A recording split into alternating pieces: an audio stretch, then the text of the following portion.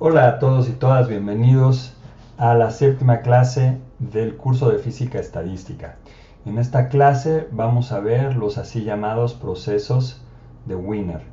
Y estos procesos nos van a servir para describir las caminatas aleatorias de una manera bastante interesante y nos van a permitir mostrar que este caminante aleatorio o la ecuación que describe el caminante aleatorio como función del tiempo y la posición cumple con la ecuación de difusión. Esta es la misma ecuación que ya deben haber visto en varios cursos de física a lo largo de la carrera. Entonces, antes de empezar, déjenme repasar algunos de los teoremas que vimos las dos clases pasadas.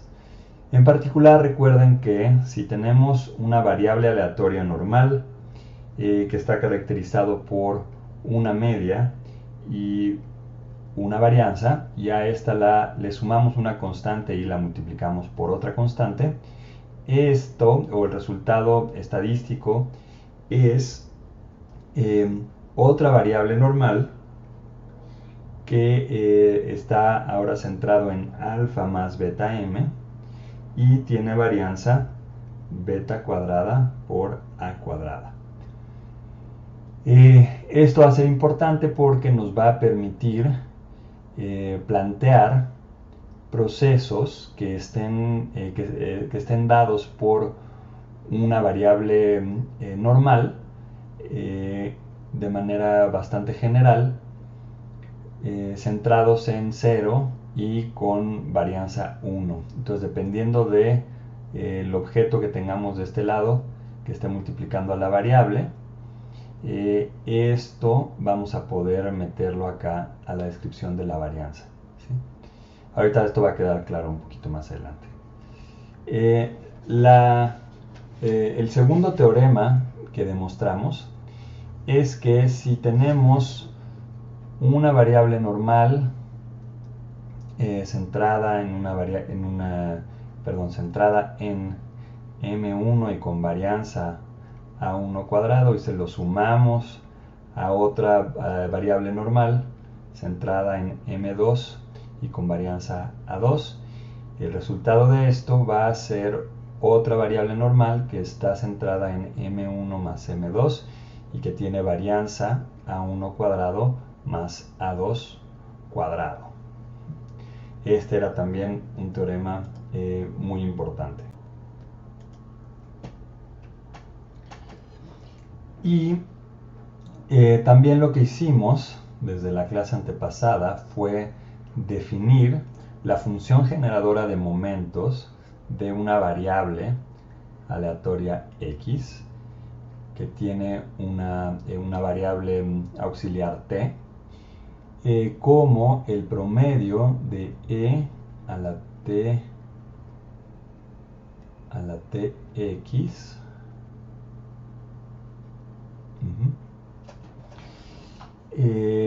Y utilizando esta definición habíamos encontrado que el enésimo momento, o más bien una de las utilidades es que el enésimo momento de nuestra variable se encuentra tomando el límite cuando t tiende a 0 de la enésima derivada con respecto a t de la función generadora de momentos de la variable x. Y habíamos mostrado que entonces podíamos encontrar todos los momentos de una variable si conocíamos la función, y por eso se llama la función generadora de momentos. Y también de manera muy importante recalcamos que si dos funciones tienen la misma función generadora de momentos, entonces, si dos variables aleatorias tienen la misma función generadora de momentos, entonces la descripción estadística de las dos variables es idéntica, o en otras palabras es la misma, se trata de la misma variable. Y entonces, utilizando este hecho, mostramos que si tenemos la suma de m variables aleatorias,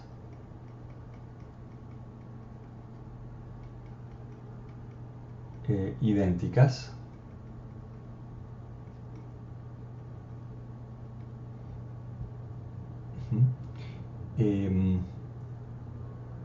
entonces, en el límite en el que tomamos un número infinito de elementos dentro de la suma, la distribución de la suma va a tender a una distribución normal centrada en la suma de las medias y con varianza igual a la suma de las varianzas.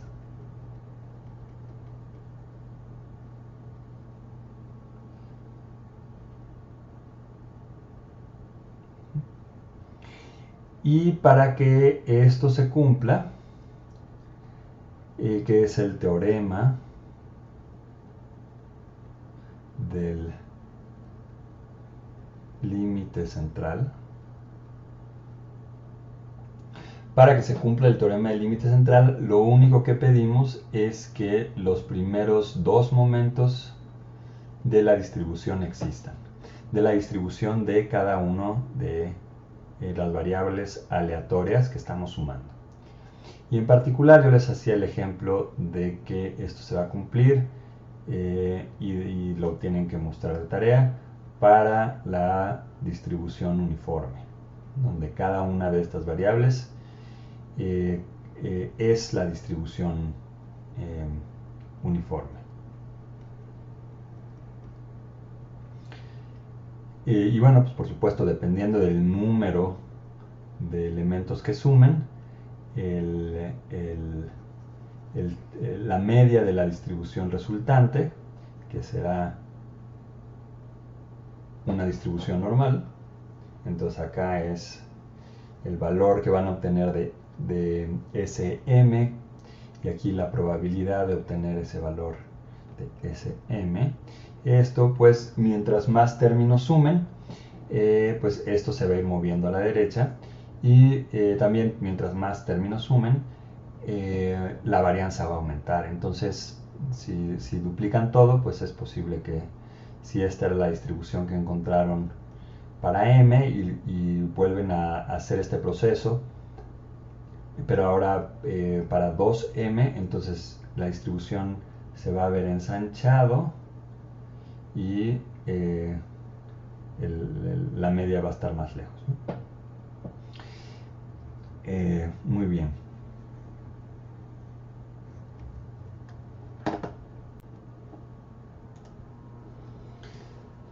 Entonces déjenme recalcar aquí que pues lo que van a hacer en el ejercicio es, por supuesto, para una m dada, repetir esta suma un número muy grande de veces. Entonces acá van a tener cada una de las posibles realizaciones que van a obtener ustedes numéricamente de Sm. Luego lo que van a hacer es elaborar un histograma o la distribución que obtienen de estos valores de Sm, y entonces acá van a tener los bines del histograma, que en algún momento alguien preguntaba qué era un bin. Pues el bin es como la caja en la que metes los números que van saliendo de acá, ¿no? Esto lo deben haber visto antes en alguna clase, que es un histograma, y el bin es, pues, el tamaño del bin es el tamaño de este objeto. Y aquí, a menos que lo normalicen, aquí van a tener no la probabilidad, sino el número de veces que obtienen este valor, ¿no? Entonces, si el valor que obtienen está entre los bordes de este bin en particular, entonces este bin, pues, le aumentan un número, o sea, una unidad, 2 unidades, 3, 4, así, etcétera, ¿no? Entonces aquí es el número de veces que acá se llama frecuencia, ¿no? Normalmente. Y en inglés le llaman ocurrencia. Pero bueno, se refiere a eso, al número de veces o al número de elementos que entran en este rango particular. Y vean que, pues en principio uno quisiera ver si en efecto el histograma que van a obtener puede ser descrito por una, una gaussiana, porque es lo que nos dice el teorema del límite central. Y para hacer una buena descripción de esto, si tuvieran buenos puntos, digo, si tuvieran pocos puntos, entonces, pues obtendrían, déjame borrarlo, obtendrían muy pocos puntos de, si hubieran hecho esta suma pocas veces, no con pocos elementos, sino pocas veces, entonces, pues tendrían así un, bueno, no necesariamente chueco, pero sí, bueno, sí chimuelo, ¿no? O sea, tendrían aquí algunos que sí, en los que sí hubo varias entradas, pero otros, este sigue siendo la frecuencia, pero otros en los que no hay nada. Entonces, por eso tienen que repetir este proceso muchas veces, ¿no? Muchísimas veces, para aquí tener suficiente estadística para que su histograma esté suficientemente nutrido. Por otro lado, si tienen pocos elementos dentro de la suma de cada uno de los valores de SM, pues para empezar el teorema pues no se cumple porque M tiene que ser muy grande, y luego entran en un problema de resolución, porque si hacen muy delgaditos, que es lo que uno quisiera, el tamaño de los bins, para tener más resolución, entonces necesariamente muchos de ellos van a estar vacíos porque no van a encontrar valores ahí. Entonces necesitan tanto sumar un número grande de elementos en esta suma como repetir esta suma de muchos elementos muchas veces para que ahora sí el histograma que obtienen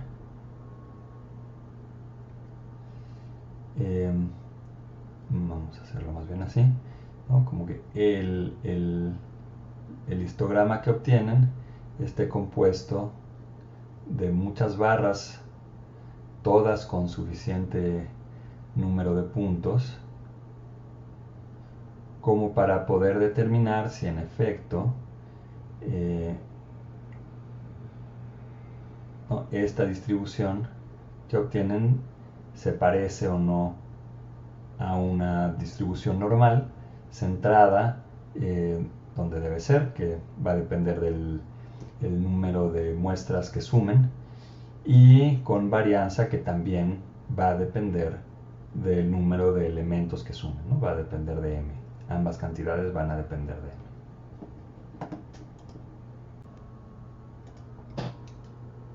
Bueno, y antes de empezar con la descripción de sistemas de Wiener, perdón, de procesos de Wiener, vamos a repasar cómo resolvimos la caminante aleatoria,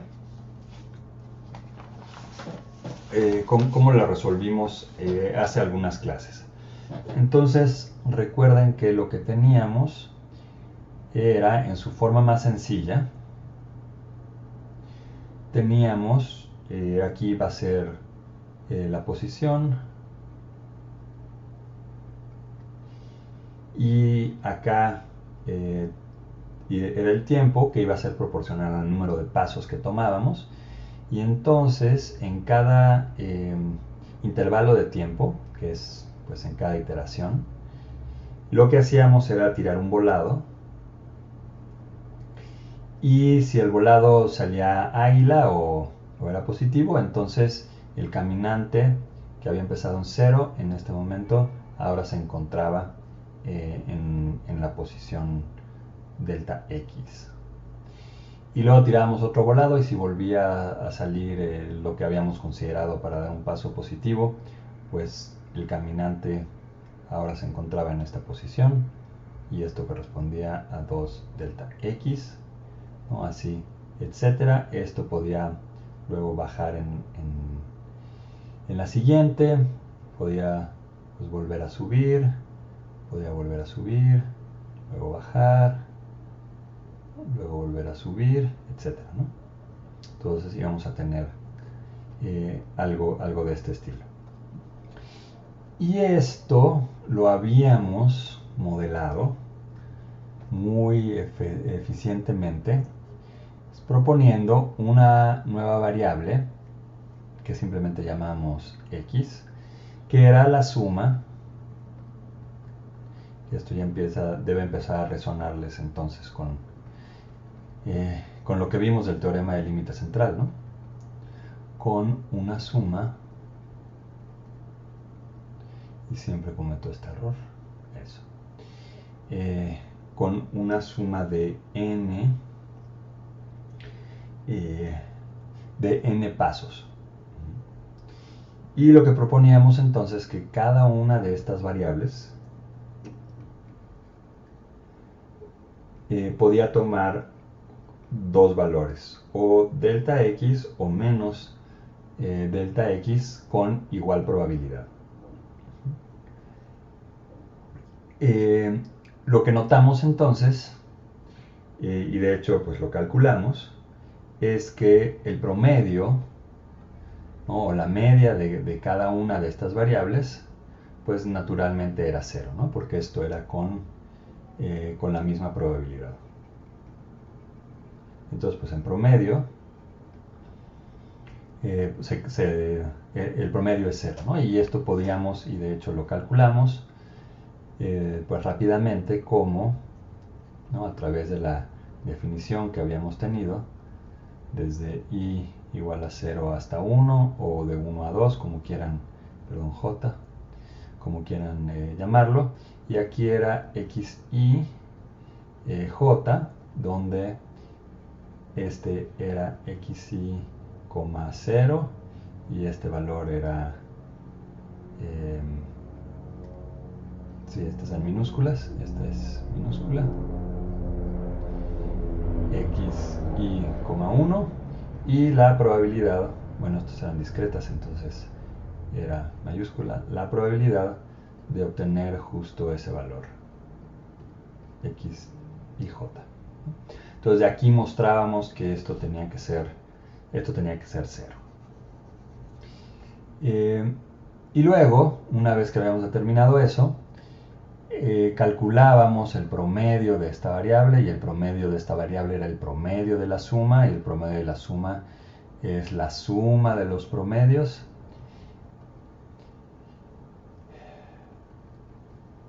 Y como son n de ellos, este era n veces el promedio de cualquiera de esas variables.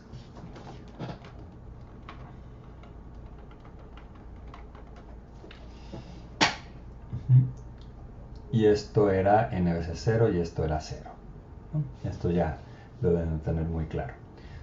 Ok, y luego lo que hicimos fue obtener este otro promedio, el promedio de el cuadrado de esta variable, que no va a ser 0.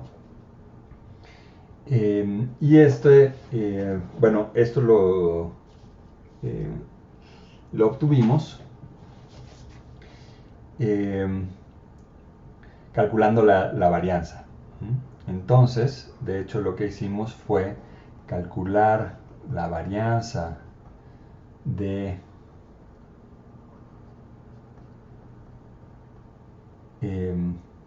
x, y esto era igual a la varianza de la suma,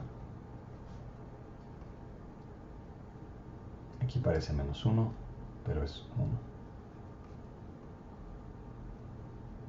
1 más 2 más hasta n. Y como pues se trata de variables independientes, esto era igual a la suma de las varianzas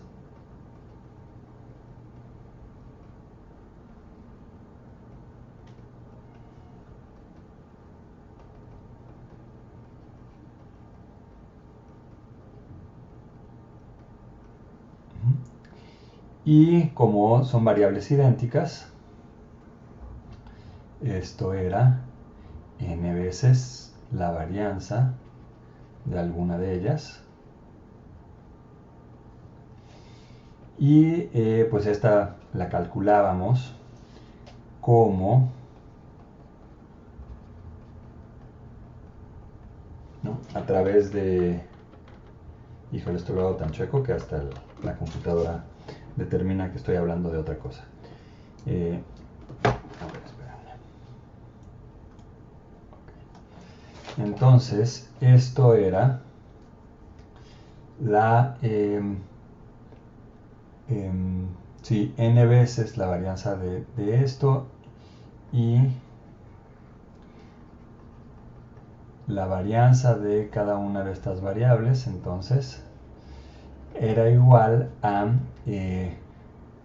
pues el promedio, ahora sí, de el cuadrado menos el cuadrado del promedio,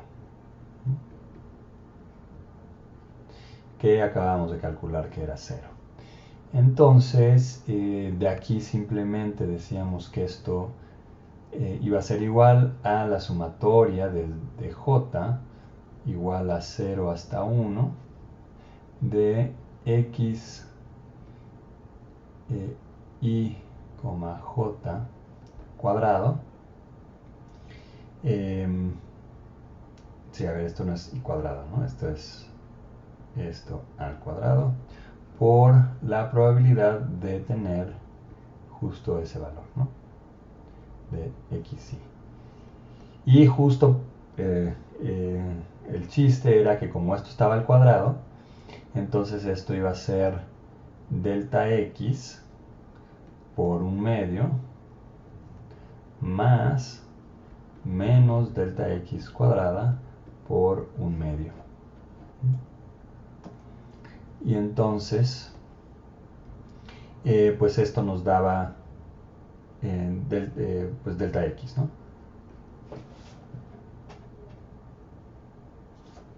Perdón, delta x cuadrada. Aquí me faltó cuadrada. Delta x cuadrada. Entonces, la varianza de la variable nueva que suma todas las otras, pues es igual a n veces delta x cuadrada. Muy bien. Y después lo que hicimos fue decir que si la caminata duraba un tiempo t que era igual a n por delta t, o que era el tiempo entre cada paso, entonces podíamos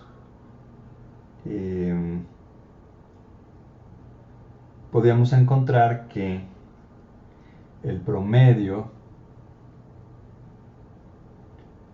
sí, de aquí lo que hacíamos era entonces despejar n, entonces n es t entre delta t, y entonces ahora sustituíamos acá, entonces nos quedaba que la varianza de nuestra variable iba a ser t por delta x cuadrada entre delta t. Y entonces decíamos que esto podíamos considerarlo pues una constante del sistema, ¿no? Nosotros decíamos cuál es el tamaño del paso y decimos también cuál es el tamaño pues del paso temporal, ¿no? Cuál es el intervalo en el cual se da un paso delta x.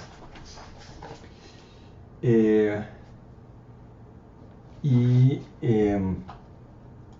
lo que hacíamos era mostrar que pues, la desviación estándar de x era raíz de t por pues raíz de delta x cuadrada entre delta t, que es esta constante de acá. Muy bien.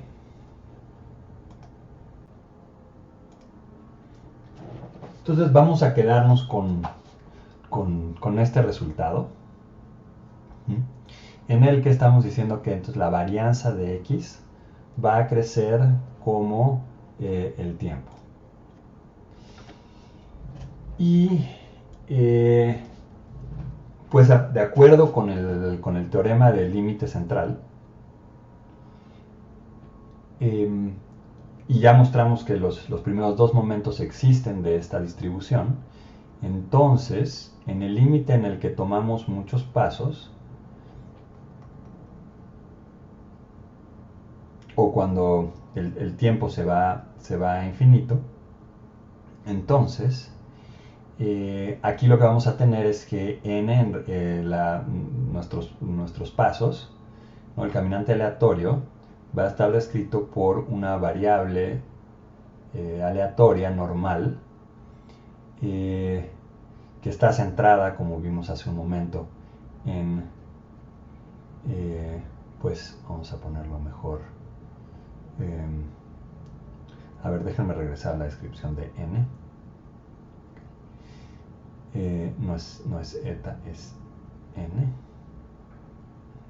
A n veces el promedio de x, pero pues sabemos que este promedio de xy, ¿no? Pero sabemos que este promedio es 0. Y con varianza, que es n veces por la varianza de cada una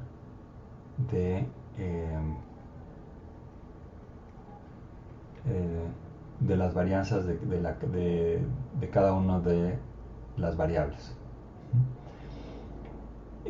Ok, entonces esto va a ser pues una distribución normal centrada en 0, como esperamos, ¿no? Que es lo que decíamos. Pues si tienen por cada caminata que vaya hacia arriba, va a haber una caminata hacia abajo y en promedio pues es 0, ¿no?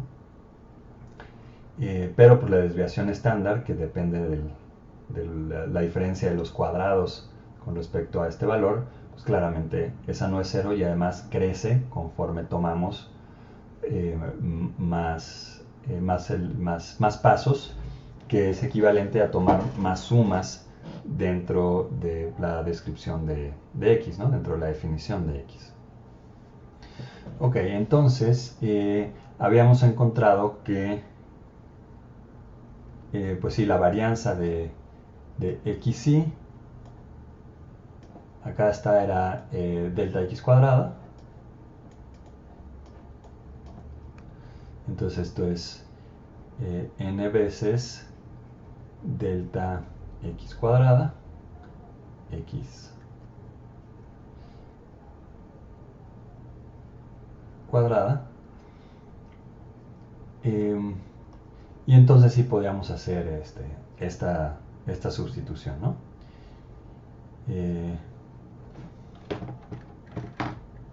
Entonces esto era una variable normal centrada en 0 y con varianza t delta x cuadrada entre delta t.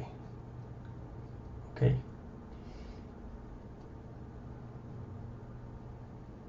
Muy bien, entonces fíjense que en la descripción que habíamos hecho originalmente sabíamos cuál era la varianza, sabíamos cuál era el promedio, pero no sabíamos cuál era la forma que iba a tomar la distribución. Y gracias al teorema del límite central, aquí lo que vemos es que pues tiende a una distribución normal. Entonces, si el caminante toma 1000 pasos, entonces si aquí ponemos la distancia total del caminante, perdón, no al revés, si acá ponemos cuál es la distancia a la que va a llegar el caminante, dada un tiempo t, ¿no? O una n, dada una n o de manera equivalente un tiempo t. Y acá podemos graficar entonces pues, la probabilidad de obtener este valor. Entonces lo que nos dice el teorema del límite central es que pues el caminante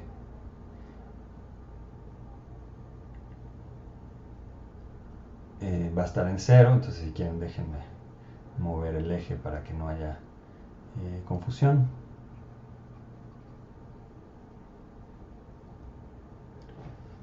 Y a ver si puedo hacerlo derechito.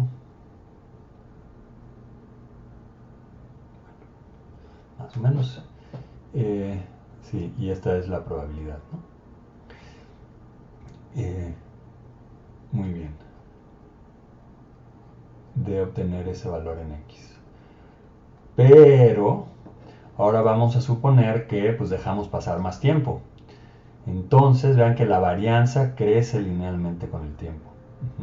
Y la varianza lo que nos habla es la dispersión de los datos, recuerden, ¿no? Entonces la varianza nos va a estar diciendo una medida de, así gráficamente, del ancho de esta distribución.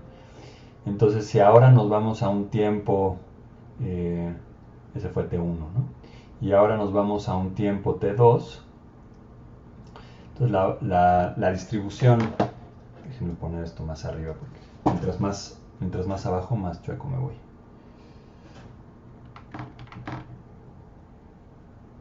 Okay. Y ahora estamos en un tiempo T2 mayor que T1. Vamos a suponer que es suficientemente grande como para que se noten las diferencias. Entonces ahora pues la distribución se va a ver algo así, ¿no? Donde otra vez es qué tan lejos llegó el caminante en promedio. O bueno, la distribución de qué tan lejos llegó el caminante, y esta es la probabilidad de que haya llegado así de lejos.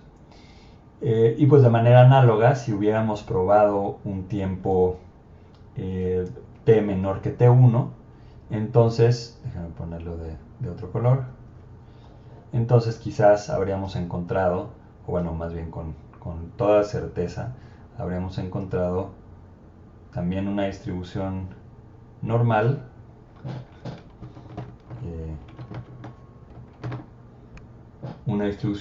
pero muchísimo más aguda, ¿no? Muchísimo más angosta.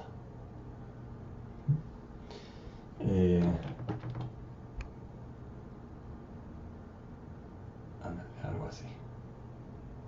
Ok. Pero suponiendo que es simétrica, ¿no?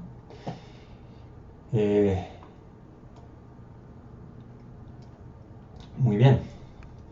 Pues este es el significado entonces de pues temporal.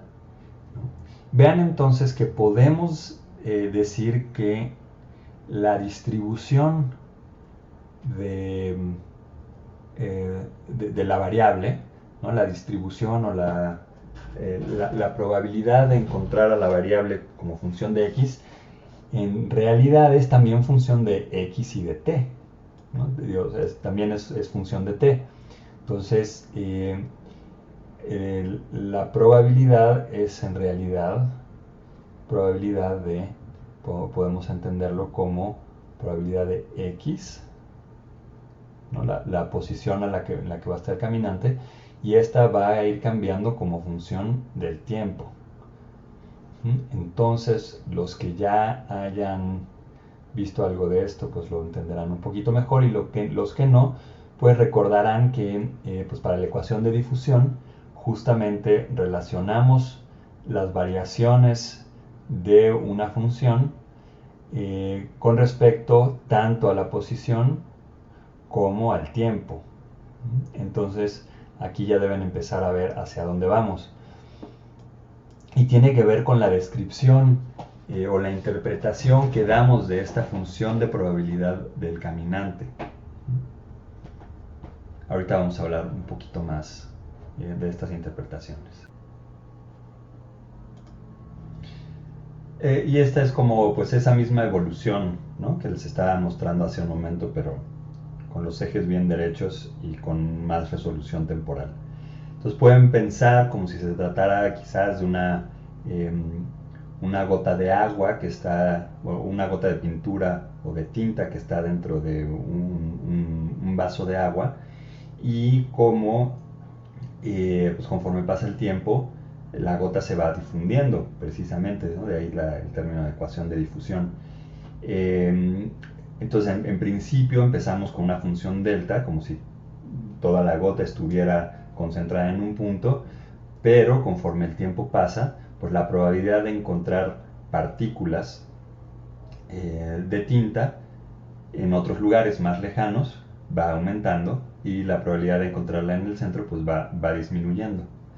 Aquí es importante entonces hacer notar la interpretación que damos de la ecuación de difusión, porque podemos entenderla como si tuviéramos, bueno, todavía no llegamos a ella, pero de esta descripción de la evolución de la función de probabilidad, ¿no? De la distribución como función del tiempo. Y pues una posible interpretación es que si tuviéramos una sola partícula y sampleáramos en muchas ocasiones dónde va a estar como función del tiempo, vamos a encontrar esto. Y la otra es que si tenemos una colección de partículas muy grandes y luego como función del tiempo vemos la probabilidad de que de dónde estén esa colección de partículas, vamos a encontrar esta misma evolución.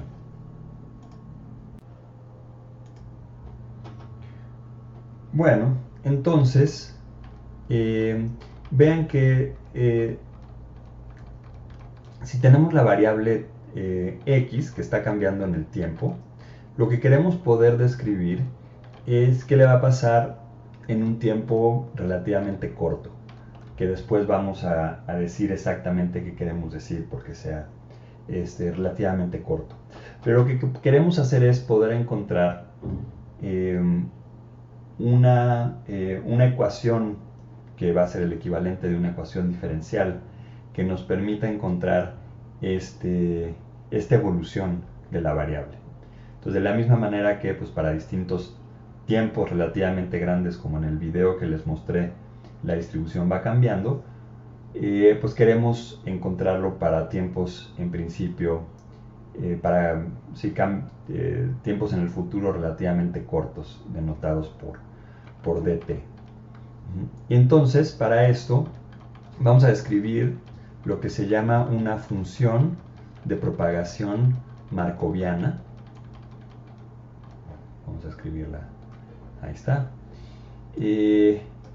Que tiene la siguiente, o se describe de la siguiente manera. Lo que decimos es que la distribución o la variable aleatoria x al tiempo t más delta t va a ser igual, y esto es como si fuera pues el primer orden en Taylor, ¿no? A la que tendría al tiempo t más una función, que es esta función de propagación markoviana, que es función tanto de la variable al tiempo t como del tamaño del intervalo delta t. Y se llama markoviana porque solo depende del valor anterior y del intervalo.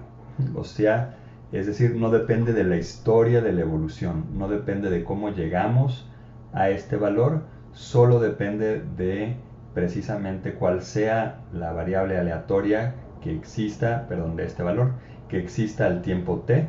En el tiempo t más t va a depender de eso más de manera lineal de este término. Y lo que vamos a pedir es que en el límite en el que dt es 0, pues queremos que esta función precisamente sea 0 para que recobremos pues que x de t más 0 es igual a x de t, ¿no? O sea, x de t sea igual a x de t. Entonces, para que esto sea autoconsistente, requerimos que esta sea de tal manera que en el límite sea igual a 0. Muy bien. Y ahora vamos a definir a un proceso de Wiener, como empezamos la clase, como o aquel dado por una función de propagación markoviana que es igual a la raíz de delta t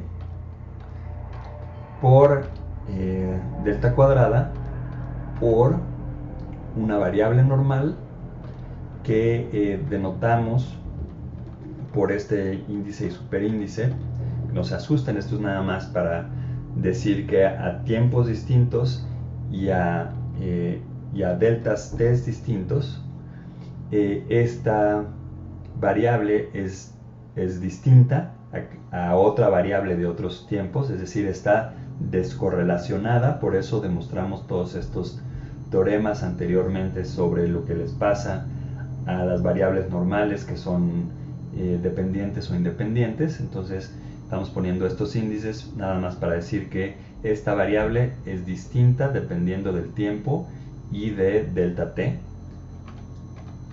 y está centrada en 0 y tiene varianza 1.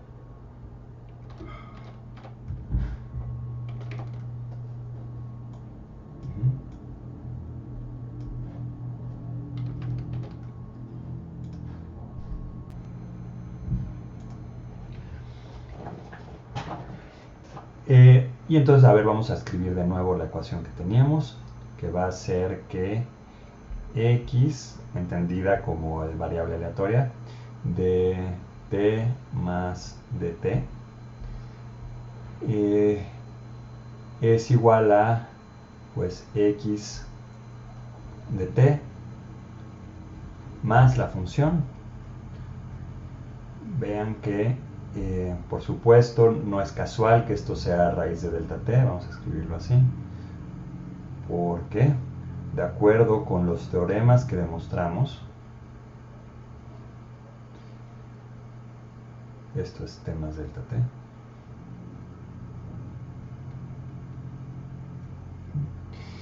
t, si consideramos esto como una constante, es decir, sabemos la posición en la que está el caminante en un tiempo t, entonces, de acuerdo con el teorema de la suma lineal, esto era alfa, esto ya habíamos llamado beta, entonces lo que nos está diciendo es que en el tiempo t más dt, el caminante aleatorio va a encontrarse en promedio en, recuerden que acá, entonces, esto entraba acá en la media, y como originalmente era 0, pues ya no lo teníamos que multiplicar por beta para dentro de acá, dentro de la media de este. Y con varianza, que es 1 al cuadrado o 1 por beta cuadrada, ¿no? Y entonces esto era dt por delta cuadrada. Y esta es, pues, la posición del caminante en el tiempo t más delta t. Entonces, de entrada, ¿qué nos está diciendo esta ecuación? Pues nos está diciendo que si nosotros teníamos un caminante y lo echamos a andar, entonces acá está x.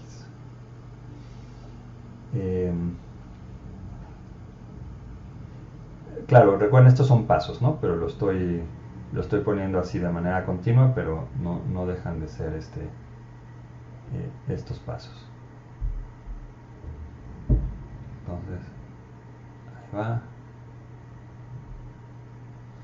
Y nos fijamos a un tiempo t. Entonces sabemos con certeza que en el tiempo t, entonces este punto de aquí es x de t. Entonces, en un tiempo delta t, entonces ahora vamos a estar acá en el tiempo, si este era t, este de acá va a ser t más dt, se parece un 4, t más dt va a ser este de acá. Entonces, pues la probabilidad de que lo encontremos en cierta posición está dada por esta función normal centrada en este punto. Entonces es como si aquí trazáramos entonces una función normal. Que nos da la probabilidad de encontrar, déjeme cambiar de color para el eje.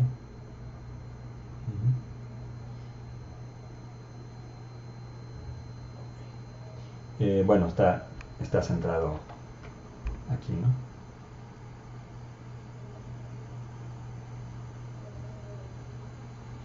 Entonces esto nos da la probabilidad de encontrar al caminante tras un tiempo de t en alguna de estas posiciones que marqué acá.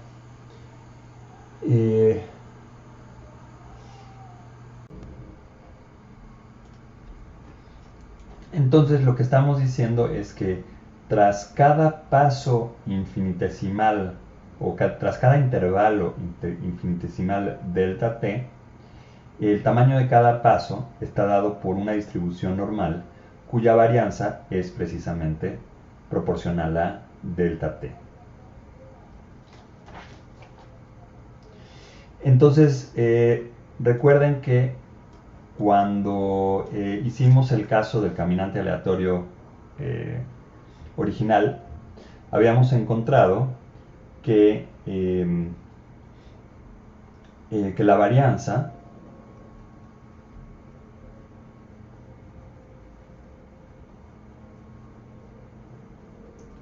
iba a ser delta x cuadrada entre delta t por t.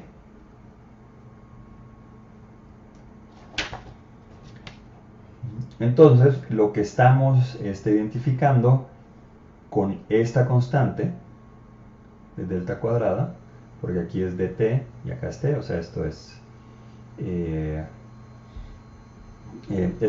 a lo que es proporcional la varianza en ambos casos. Entonces estamos relacionando o identificando a esta constante delta cuadrada con esta cantidad que teníamos originalmente, que era el tamaño del paso al cuadrado dividido entre el intervalo.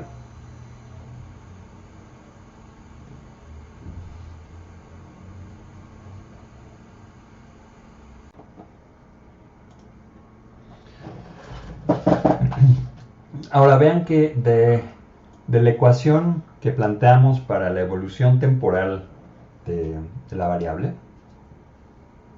teníamos x de t más dt era igual a la variable x en el tiempo t, y esto más raíz de delta cuadrada por t por una función normal centrada en 0 y con varianza 1. Podemos pasar esta parte de este lado, entonces aquí nos va a quedar menos, y vamos a dividir de los dos lados por, perdón, esto era dt, por dt,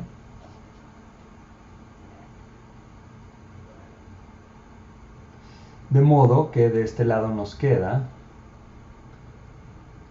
delta entre raíz de dt, raíz de dt.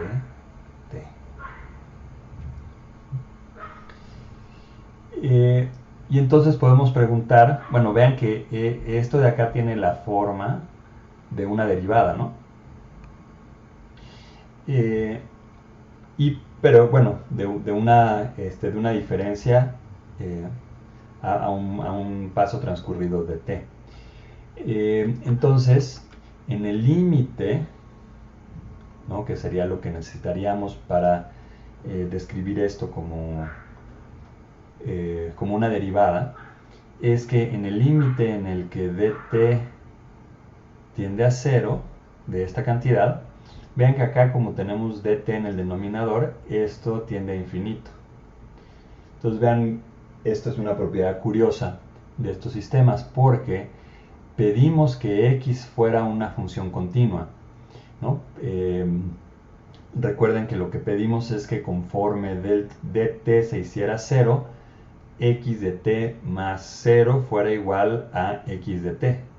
Por eso habíamos construido acá esta función.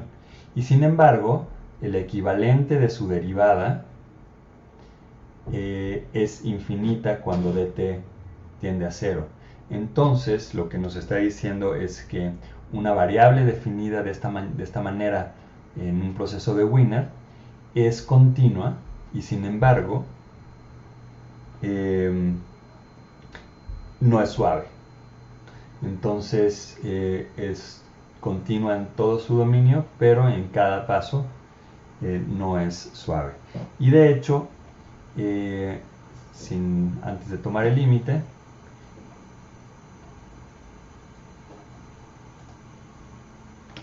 esto es una ecuación diferencial estocástica, en el que estas variables son pues variables aleatorias. Entonces les presento acá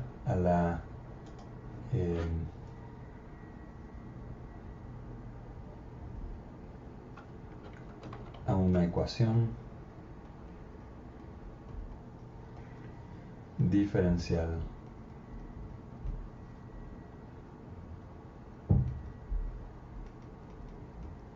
estocástica. Y pues nada más reflexionen un momento qué quiere decir eso, ¿no? Tener aparentemente una función, lo que pasa es que es un proceso, pero bueno, es un proceso que es continuo y sin embargo es no suave a lo largo de todo su dominio.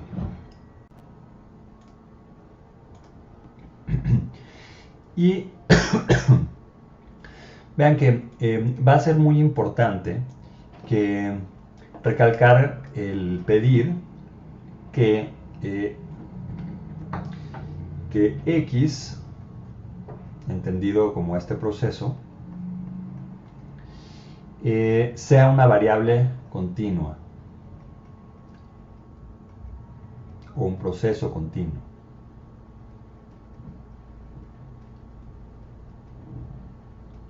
Porque eso lo que quiere decir es que si existe x de t más dt, entonces si esto existe, entonces necesariamente también existe x de t más dt entre 2.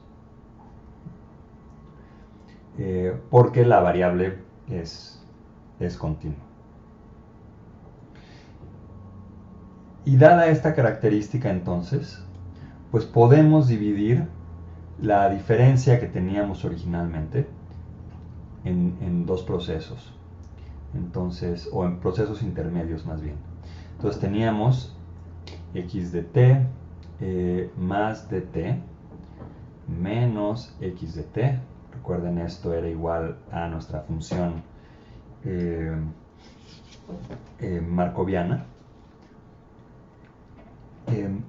Y esto entonces, cada uno de estos dos términos, podemos, por esta propiedad de continuidad, dividirlo en, por un lado, esta de acá va a ser igual a x de t más dt menos x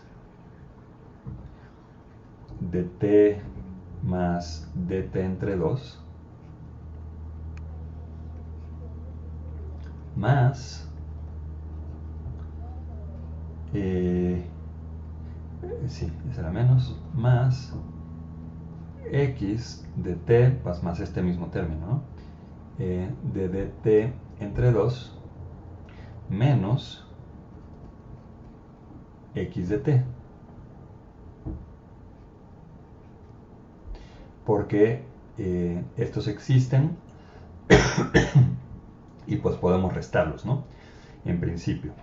Pero, en lugar de restarlos, lo que vamos a hacer es escribirlos de la siguiente manera.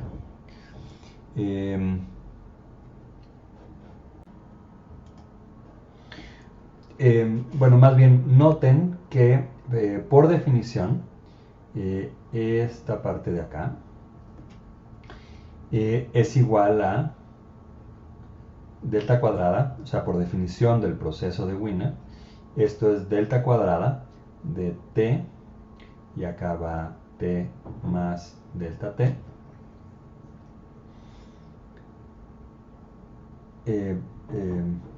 perdón, aquí me había faltado un dt acá adentro. Entonces esa fue esta parte, y luego esta de aquí, vean que a su vez también podemos, o entra en la definición del proceso de Wiener, ¿no? Solo que con distintos delta t's. Esta había empezado en t y luego iba a t más delta t, y esta empieza en t más delta t y va a t más delta t entre 2. Perdón, lo dije al revés. Esta empieza en delta t y termina en t más, empieza en t y termina en t más delta t. Este empieza en t más dt entre 2 y termina en t más dt. Entonces, vean que el tamaño del intervalo sigue siendo el mismo, ¿no? Perdón, aquí va a ser delta t entre 2, es el mismo entre estos dos. Pero a ver, volviendo a este de aquí, este es otra vez por definición del proceso de Wiener. Esto es raíz de delta cuadrada de t entre 2 por... discúlpenme, aquí me faltó decir que esto era de 0,1. Ok, y ahora sí, esto por una función normal que, como dijimos, empieza en t más del dt entre 2 y termina en t más dt. Entonces eso fue este proceso de aquí, más, vamos a hacer el equivalente de este proceso de acá, que es otra vez por definición del proceso de Wiener. La función de propagación markoviana tiene esta forma, pero acá empieza en t y termina en t más, perdón, acá, sí, eso está bien, acá termina en t más dt entre 2, y una vez más, discúlpeme, aquí me faltó decir que está centrada en 0 y tiene varianza 1, y esta está centrada en 0 y tiene varianza 1. Sí, entonces nada más lo que hicimos fue aplicar la definición de nuestro proceso de Wiener para cada uno de estos términos. Y aquí recalco lo que les había dicho originalmente. Lo que estamos diciendo es que esta variable aleatoria es independiente de esta, que a su vez es independiente de esta. Vamos a ver que el hecho de que sean independientes es necesario para cumplir una condición que se llama de autoconsistencia. ¿Por qué? Porque si estas dos variables son independientes, entonces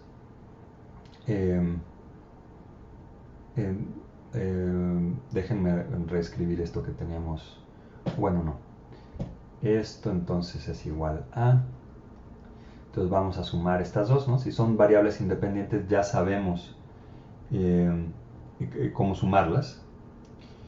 Entonces la manera de sumarlas primero es aplicar el teorema de transformación lineal. Entonces esto la constante entra en la varianza, esta constante entra en la varianza, entonces vamos a tener n de t más dt entre 2 a t más dt de 0, delta cuadrada de t entre 2, y esta de acá va de t a t más delta t, y tiene media 0 y varianza delta cuadrada de t entre 2. Aquí aplicamos primero el teorema de la transformación lineal. Y ahora vamos a aplicar el teorema suponiendo que esta función es independiente de esta función. Entonces, si hacemos esto, esto nos va a dar una función normal centrada en la suma de las medias, que es 0 más 0, que es 0, y con varianza, que es igual a la suma de las varianzas. Entonces esto es delta cuadrada por dt entre 2 más dt entre 2, y esto es simplemente centrada en 0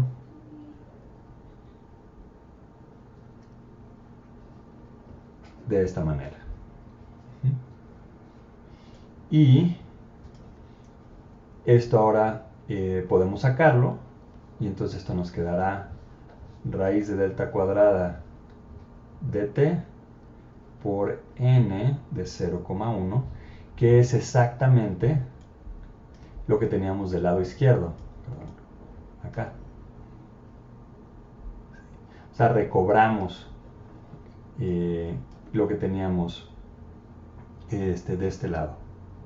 Entonces, a esta condición se le llama autoconsistencia, y solo ocurre, que pues es lo que uno espera, ¿no? Porque lo único que hicimos fue separar el intervalo en dos partes, pero esto solo ocurre si en cada subdivisión del intervalo esta variable es independiente de esta variable. Eso es lo que nos está diciendo este principio de autoconsistencia. Y esto se va a aclarar cuando lo apliquemos al movimiento browniano.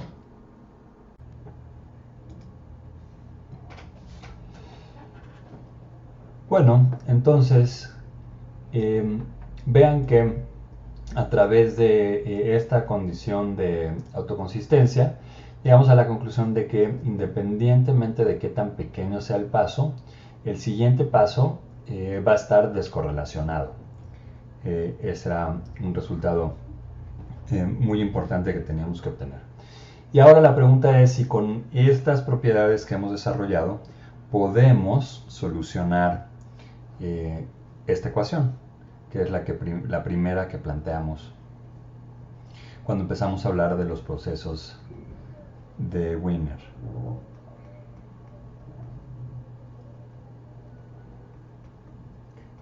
La raíz cuadrada de delta cuadrada por dt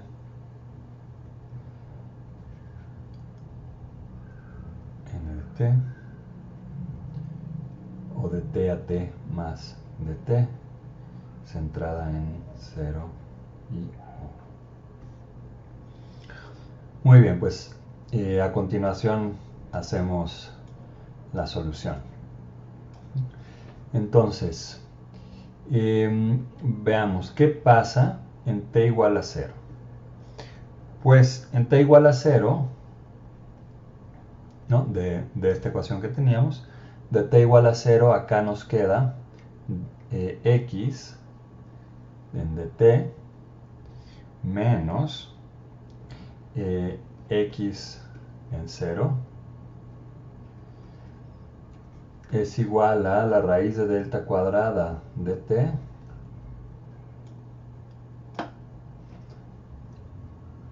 por n, que empieza en 0 y acaba en dt,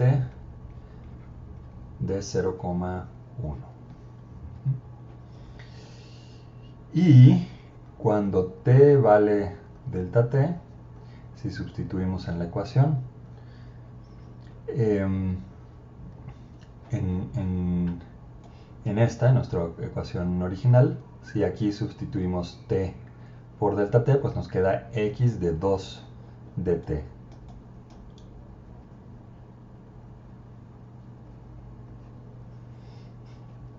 Menos x de dt es igual a la raíz de d cuadrada dt, porque sigue siendo el tamaño del paso siempre lo que va acá, dt, por n de dt a 2 dt en 0,1.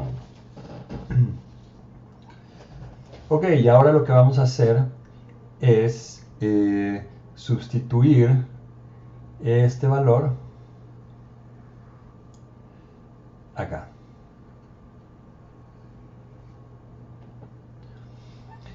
Y cuando hacemos eso, nos queda que nuestra variable x evaluada al tiempo 2 de t es igual a, esta pasaría de este lado como positivo, entonces x en 0, más este valor que teníamos acá, que es la raíz de delta cuadrada, de delta cuadrada de t por n en 0 de t de 0 a 1, más este, ¿no? Más delta cuadrada de t por n de dt a 2 dt de 0 a 1.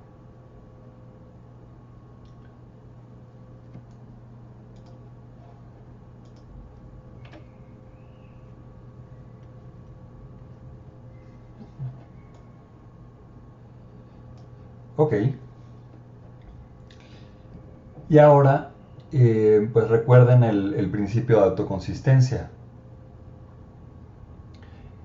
Eso lo que nos dice es que pues podemos sumar estas dos porque son independientes. Entonces, cuando las sumamos, esto es igual a, bueno, el x evaluado en 0 que teníamos acá, más, pues una vez más, esto va a entrar acá. Entonces es esta variable normal por, recuerden, ¿no?, el cuadrado de la cantidad por la que está multiplicando, de acuerdo con el teorema de la transformación lineal de variables normales, más esta otra que es pues, otra variable independiente, igual, ¿no?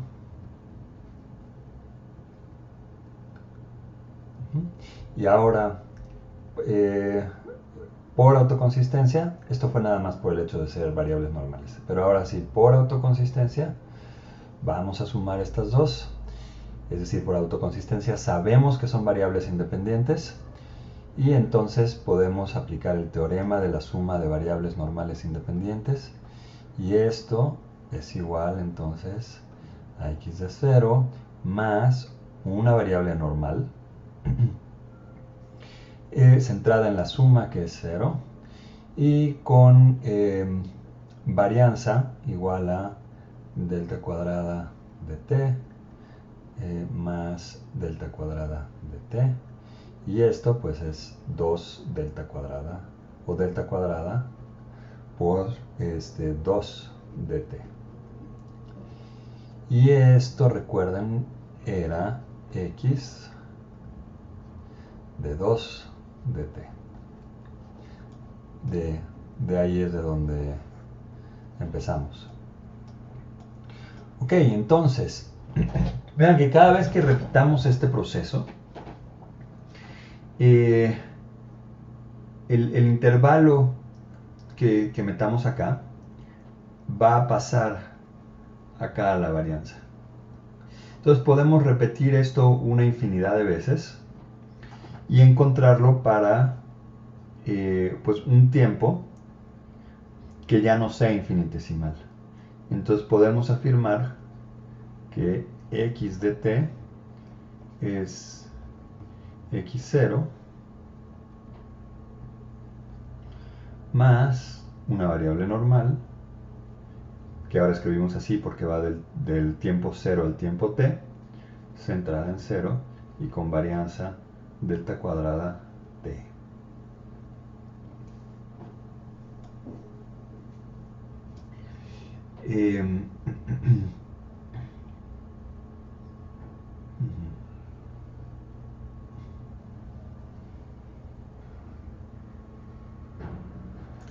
Que si ven, pues es lo mismo que habríamos obtenido aplicando el teorema de límite central, ¿no? Pero aquí lo importante es pues, que logramos resolver esta ecuación, la ecuación original que habíamos planteado, y que nos da una manera, ¿dónde está? Sí, acá, esta es la ecuación original que habíamos planteado, y además nos permite, como vamos a hacer más adelante con la ecuación de Langevin, incluir dentro de un proceso físico alguna cantidad en un tiempo infinitesimal. O sea, plantear este tipo de ecuaciones diferenciales y la manera de resolverlo. Entonces, este es el resultado muy importante que obtuvimos el día de hoy.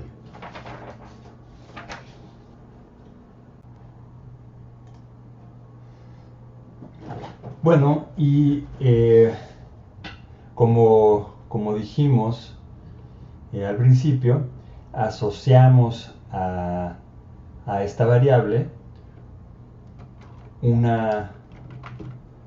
acá está, una distribución de una densidad de probabilidad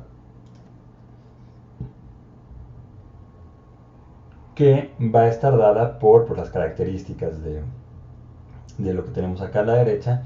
Esto no es más que la forma de la distribución continua gaussiana, ¿no? Es e a la menos x0, que es donde hayamos empezado. Entonces eso le da significado a este valor. Quiere decir que aquí en el tiempo 0 nosotros sabemos exactamente dónde empieza. Aquí no hay incertidumbre, no es cuestión de probabilidades. Este es simplemente el valor en el cual empezamos la caminata, que puede ser 0. Entonces todas las caminatas que hacemos empiezan desde el mismo punto y pues corresponde a este punto de acá.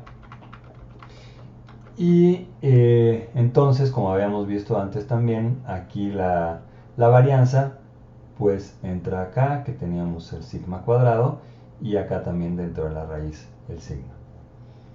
Ahora, si a esta función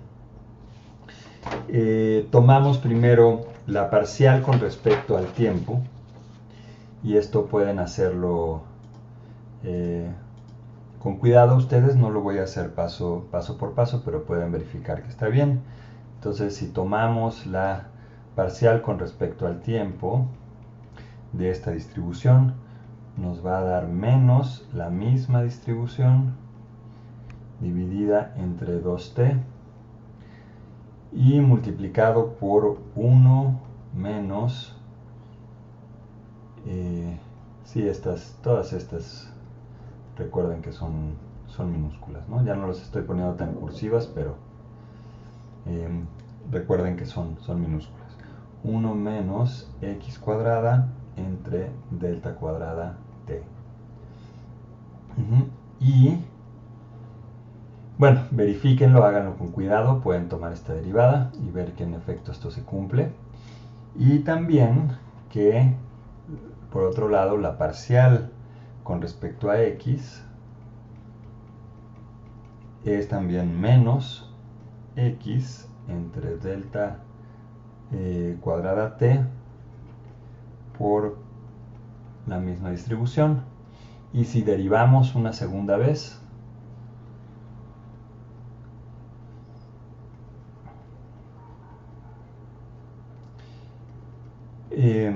vamos a obtener menos la distribución dividida entre delta cuadrada por t multiplicado por 1 menos x cuadrada entre delta cuadrada t, que de hecho es lo mismo que el mismo factor que teníamos acá.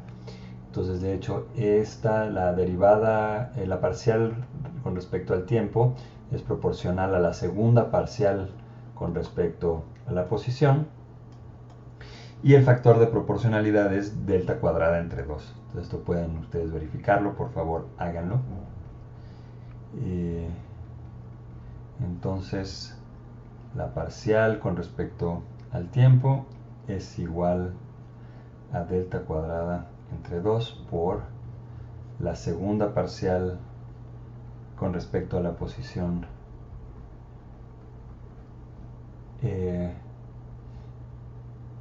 sí, de la distribución.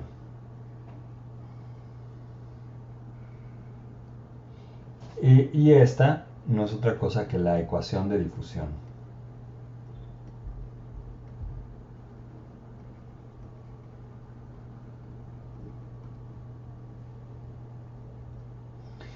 Que seguramente ustedes la habían visto en otros contextos, como con este tipo de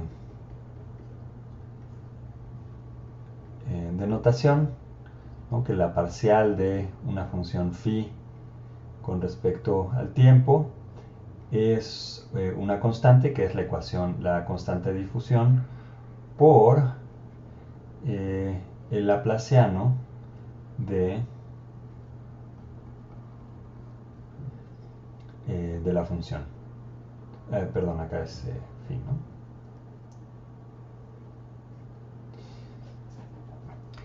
Entonces reconocemos que este factor que habíamos metido nosotros de delta cuadrada en el propagador es proporcional a la constante de difusión. De hecho, es dos veces la constante de difusión. Muy bien.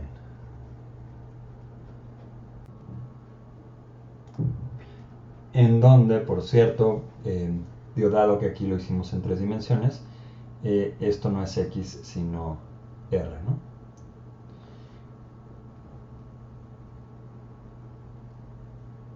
Ok, entonces ya, esta es nuestra ecuación de difusión. Que espero que con pues todo el tratamiento que hicimos, pues quede claro de dónde viene. Que es muy interesante haber podido relacionar esta cantidad, esta delta cuadrada, con la constante de difusión. Y pues probablemente en algunas de sus clases se encontraron, como les decía, con la ecuación de difusión de esta manera, y pues podemos entenderla de la siguiente manera, o más bien derivarla en este otro contexto. Imagínense que tienen un recipiente y en este recipiente, por alguna razón, tienen una fluctuación. Puede ser que tuvieran una barrera y de pronto la quitan, y entonces la mayor concentración de partículas que tienen acá, que pueden pensar, podrían ser, por ejemplo, pues moléculas de algún tinte dentro de agua, y acá la concentración es mucho menor o de plano no hay nada. Pero entonces la pregunta es cómo se van a difundir estas partículas en este lado del recipiente que tiene una concentración menor. Y esa es la ley de Fick. Y es una ley empírica en la que reconocemos que el número de partículas que van a fluir de un lado al otro, pues depende del tiempo, ¿no? Si dejamos pasar más tiempo, pues va a haber más partículas. Entonces, y si tuviéramos un área más grande, pues también el número de partículas va a ser proporcional a esta área.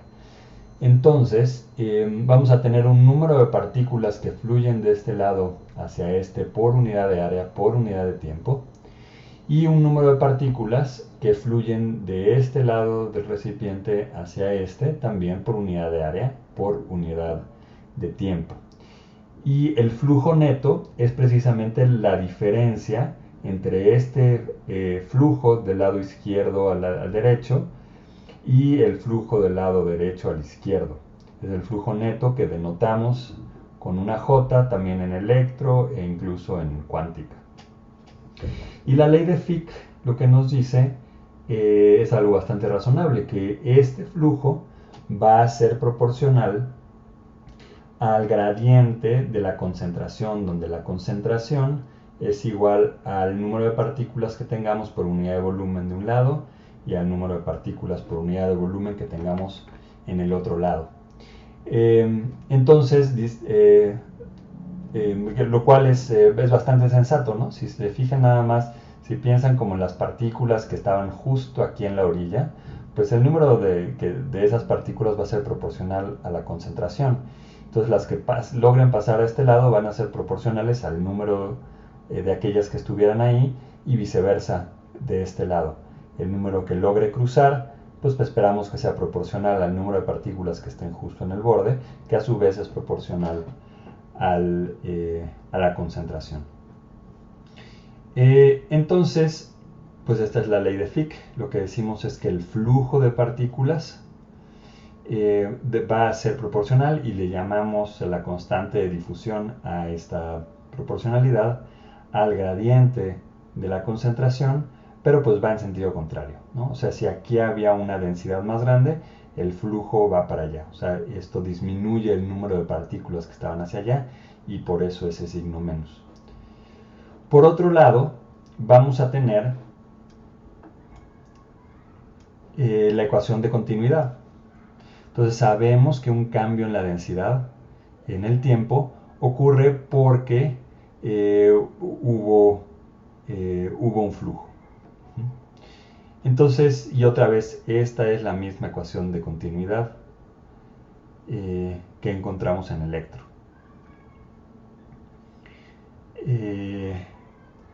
En su forma diferencial, ¿no? Quizás en su forma integral es más intuitivo, pero pues el significado es el mismo. Entonces, si combinamos estas dos, vean que es directo, ¿no? Si de aquí sacamos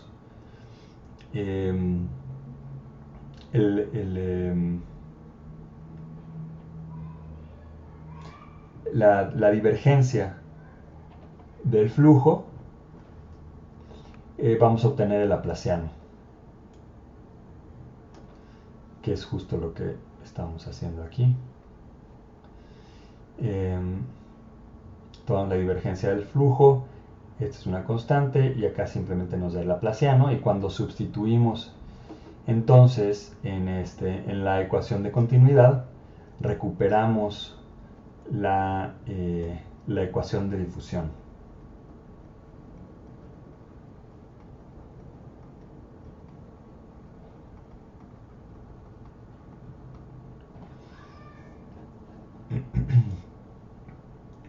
Y entonces eso nos lleva una vez más pues, a la interpretación de la que estuvimos hablando de qué quería decir esta distribución, ¿no? y su cambio en el tiempo.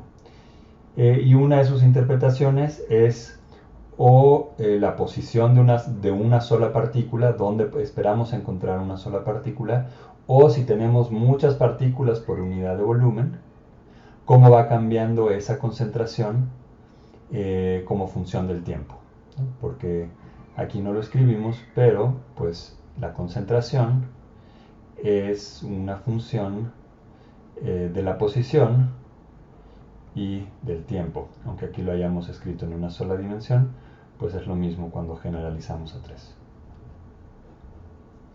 Muy bien, pues con esto terminamos, y lo que vamos a ver la siguiente clase es la manera en la que Einstein derivó la ecuación de continuidad, que es una manera muy general y también nos arroja luz sobre lo genial que era Einstein. Entonces les voy a dejar esta lectura, que es el artículo original de Einstein de 1905 sobre difusión. Y vean que, salvo la primera parte, si mal no recuerdo, en la que habla un poco de termodinámica y quizás utilizando conceptos que luego se fueron unificando de otra manera.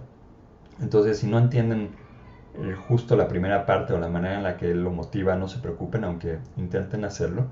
La derivación matemática que hace más adelante es muy interesante y es relativamente fácil de seguir. Entonces, por favor, revísenla, y en la siguiente clase vamos a derivarla completamente.